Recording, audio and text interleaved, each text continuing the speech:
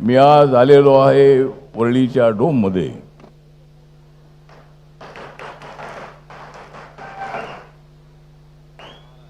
मी आज इथे आलेलो आहे वरळीच्या डोममध्ये, पण मी नाही डोम कावळा.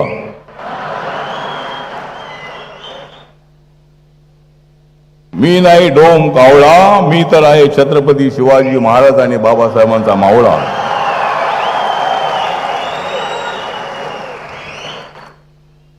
माझा रंग आहे सावळा, माझा रंग आहे सावळा, पण मी राजकारणामध्ये नाही उद्धव ठाकरेंसारखा बावळा.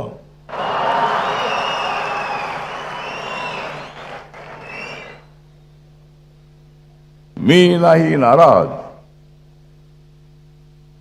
मी जर राहिलो नाराज तर मुंबईमध्ये येईल कसं आपलं राज. म्हणूनच मी आलेलो आहे आज. म्हणूनच मी आलेलो आहे इथे आज, कारण मला चढवायचं आहे महायुतीच्या महापौराच्या डोक्यावर ताज.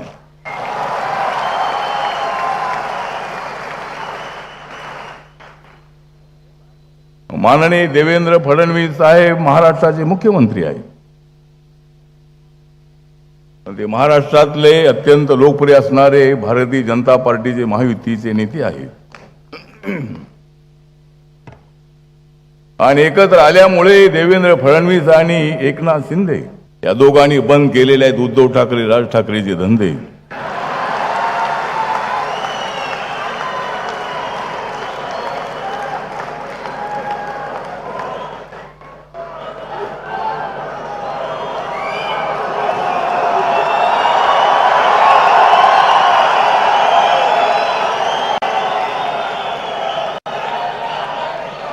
तर आपण सर्वजण अत्यंत उत्साहामध्ये आहोत. 15 तारीख जवळ येत आहे आणि निवडणुकीची तारीख आहे 15. निवडणुकीची तारीख आहे 15 आणि मी सांगतो मुंबईच्या 15.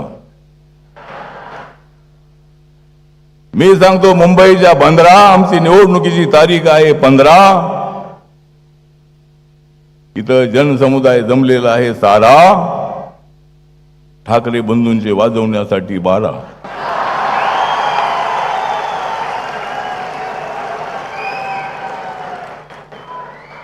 आपल्याला मुंबई जी आहे ती मुंबई अत्यंत सुंदर बनवायची आहे. या सरकारच्या काळामध्ये अत्यंत चांगल्या पद्धतीची झोपडपट्टीचं डेव्हलपमेंट चाललेलं आहे. गोरगरीब जो समाज आहे तो समाज या मुंबईला उंच करण्यामध्ये, मुंबईला सुंदर करण्यामध्ये या मजुरांचा, ज्या कष्टकऱ्यांचा मोठा हात आहे. त्या लोकांना 300 फुटाचं फुकट घर, जवळजवळ 400 सव्वा 400 फुटाचं का आपलं बिल्डअप एरियाचं घर. अनेक ठिकाणी मोठमोठे प्रोजेक्ट चालू आहेत. आपल्याला माहित आहे की बाबासाहेब आंबेडकरांचं स्मारक चैत्यभूमीमध्ये मोठं होत आहे. बाबासाहेबांचा पुतळा 350 फुटाचा आणि फाउंडेशन 100 फुटाचं. 450 फुटाचा बाबासाहेबांचा पुतळा न्यूयॉर्क मध्ये स्टॅच्यू ऑफ लिबर्टी आहे, त्याच्यापेक्षा जास्त उंच असणारा बाबासाहेबांचा पुतळा. आणि भारतामध्ये सरदार वल्लभभाई पटेल यांचा जगामध्ये सर्वात उंच पुतळा आहे. आणि या देशामध्ये नंबर 2चा उंची असणारा पुतळा बाबासाहेब आंबेडकरांचा आहे. नरेंद्र मोदी साहेबांनी इंदू मिलची जागा एका मिनिटामध्ये दिली. 3600 कोटी रुपये किंमत असणारी जमीन बाबासाहेबांच्या समोर, त्या किमतीला अर्थ नाही.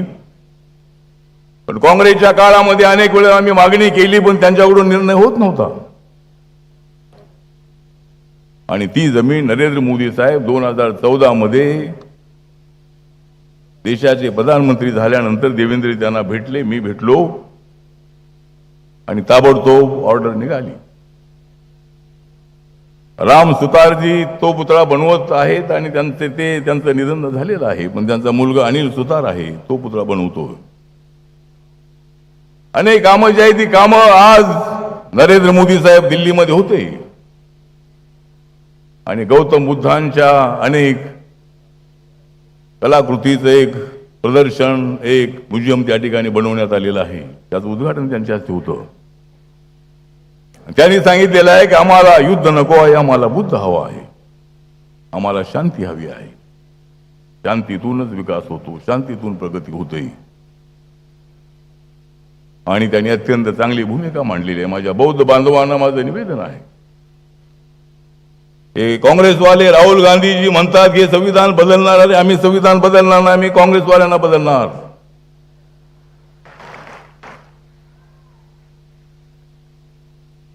संविधान, ज्या संविधानाला माथा टेकून नरेंद्र मोदींनी शपथ घेतलेली आहे, घराघरामध्ये संविधान ही भूमिका त्यांनी मांडलेली आहे. देवेंद्रजींनी, एकनाथरावजींनी ही भूमिका मांडली आणि सगळ्यांच्या घरामध्ये संविधान गेलं पाहिजे अशी भूमिका आपल्या सगळ्यांची आहे. देशाला एक ठेवायचं आपल्याला. आणि माझा पक्ष तुमच्या सोबत आहे. माझ्या कार्यकर्त्यांना नम्र विनंती आहे की राजकारणामध्ये मागे पुढे होतं, पण मागे पुढे जरी झालं तरी मी मागे राहणार नाही, मी पुढे जाणार आहे. आपल्याला पुढे जायचं आहे. मुंबईच्या विकासासाठी, महाराष्ट्राच्या विकासासाठी, बाबासाहेबांचं स्वप्न साकार करण्यासाठी आपणाला महायुती सोबतच राहायचं आहे. कारण आमची मजबूत आहे महायुती, आमची मजबूत आहे महायुती. मग का होणार नाही काँग्रेस आणि ठाकरे बंधूंची माती? अरे आमच्याच हातात येणार आहे मुंबई येणार आमच्याच हाती, मुंबई येणार आहे आमच्याच हाती, पण मायावती जवळ आहे आमचा हाती. तर ठीक आहे, आज इथे आपण सगळेजण आलेले आहात. देवेंद्रजी आणि एकनाथरावजी बोलणार आहेत. अनेक ठिकाणी बीजेपी शिवसेना युती झालेली आहे आणि आपण पाहिलं की नगरपालिकेच्या निवडणुकीमध्ये, म्युन्सिपालिटीच्या निवडणुकीमध्ये आम्ही एकमेकाच्या विरोधामध्ये लढलो, पण सगळ्यात जास्त जागा आपल्या निवडून आल्या. आणि या 29 महानगरपालिकेच्या निवडणुकीमध्ये सुद्धा आम्ही कुठे एकत्र आहोत, कुठे एकत्र नाही. माझ्या पक्षाला काही ठिकाणी जागा मिळालेल्या आहेत, काही ठिकाणी मिळाल्या नाहीत. त्या का मिळाल्या नाहीत ते काही मला कळलं नाही. थोड्या थोड्या जागा तर सोडायला हव्या होत्या, पण ठीक आहे, आपली अडचण होती. त्या अडचणीतून पुढे जायचं आहे. माननीय मुख्यमंत्र्यांसोबत, देवेंद्रजींसोबत माझं बोलणं झालेलं आहे आणि पुढे RPIचा सन्मान केला जाईल असंही त्यांनी सांगितलेलं आहे.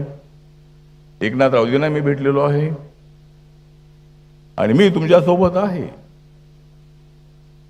माझा पक्ष तर आपल्या सोबत आहे आणि मला मंत्री केलेला आहे. मी बाबासाहेबांच्या नंतर रिपब्लिकन पक्षाचा केंद्रामध्ये झालेला मी पहिला मंत्री आहे बाबासाहेबांच्या नंतर. माझ्या पक्षात आहे की खासदार नाही, पण महाराष्ट्राच्या बाहेर सगळ्या राज्यामध्ये माझा पक्ष आहे. नागालँडमध्ये माझ्या पक्षाचे 2 आमदार आहेत, मणिपूरमध्ये माझा पक्ष रिकॉग्नाइज आहे, गन्ना किसानी सिम्बॉल मला मिळालेला आहे. अजून 2 राज्यामध्ये, छोट्या राज्यात माझा पक्ष रिकॉग्नाइज झाला तर मला देशाच्या पातळीवर नॅशनल पार्टीचा दर्जा मिळेल. आणि म्हणून या ठिकाणी आपण सगळेजण आलेले आहात. माझ्या पक्षाच्या कार्यकर्त्यांना विनंती आहे, ज्या ज्या ठिकाणी भाजप कमळ आहे आणि शिवसेनेचं धनुष्यबाण आहे, सध्या धनुष्यबाण उद्धव ठाकरेंकडे नाही, ते एकनाथ शिंदेकडे आहे. कारण उद्धवजींना वाटलं होतं की एकनाथ शिंदे लवकर जाणार नाही, ज्यावेळेला ते तिकडे चालले होते गुवाहाटीला, तेवढा उद्धवजींचा त्यांना फोन आला होता की या परत या, तुम्हाला करतो, मुख्यमंत्री करतो. पण उद्धवजी बनले त्याच वेळेला त्यांना बनवलं असतं तर ते तुमच्यासोबत राहिले असते. पण ठीक आहे, तोजी आणि राज एकत्र आलेले आहेत, पण त्याचा अजिबात फायदा होणार नाही. काँग्रेस आता वेगळी लढती आहे. त्यामुळे मुंबई शहर जे आहे आणि 29 महानगरपालिका सगळ्या आपल्याला जिंकायच्या आहे. आणि मुंबईची महानगरपालिका आमच्यासाठी अत्यंत प्रतिष्ठेची आहे.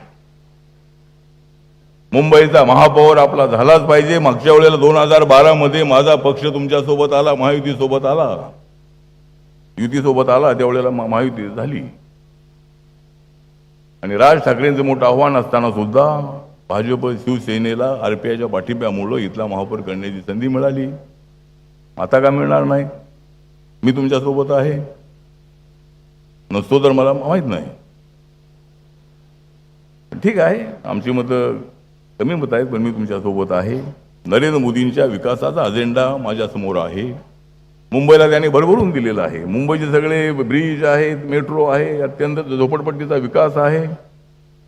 अनेक निर्णय त्यांनी घेतलेले आहेत, भरपूर पैसा त्यांनी दिलेला आहे. आणि आता देवेंद्रजीचं सरकार, एकनाथ शिंदेचं सरकार हे मुंबईसाठी फार मोठं चांगलं काम करत आहे. त्यामुळे मी तुमच्या सोबत आहे. तुम आगे बढ़ो, मैं तुम्हारे साथ हूं. जय भीम, जय भारत, जय महाराष्ट्र. आठवले बिठवले यायला पाऊस पडो किंवा न पडो ही बेडकं इकडून तिकडे फिरत असतात. काही यांना काही नाही हो, यांना काही देणं घेणं नाही. दलित जनतेबद्दल नाही, दलित बांधवांबद्दल नाही, मातांबद्दल नाही, भगिनींबद्दल नाही, समाजाबद्दल नाही, काही नाही.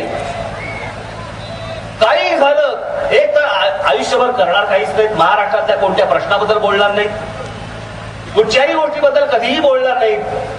कोणताही विषय आला, अहो मागे ते कलर्स नावाचं एक चॅनल आहे, माहिती आहे तुम्हाला? ते कुठचा कार्यक्रम असतो त्याच्यावर, बिग बॉस. त्या बिग बॉस मध्ये यांनी सांगितलं की मला घ्या, मी येतो 40 दिवस झोपायला तिकडे. काहीतरी बिनकामाचं आहे, हे सगळे बिनकामाचेच तिकडे जातात. आणि मग त्या लोकांनी निर्णय घेतला की बाबा हा नको. दिसायलाही वाईट दिसतं ते, उघडा बिघडा फिरला तर कसं दिसेल ते सगळं, आपल्याला बघायलाही कसं दिसेल.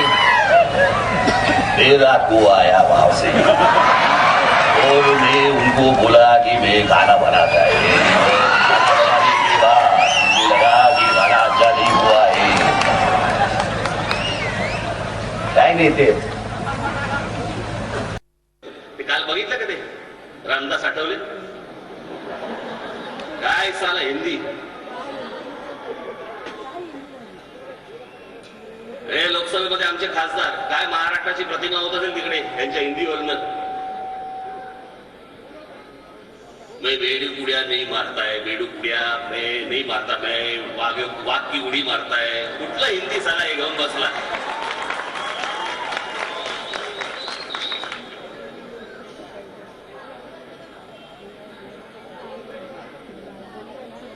कोई ना करी मेरी नक्कल, उसका हो जाएगा टक्कल. म्हणजे मी करतो काय जन्माला आलं बेअक्कल.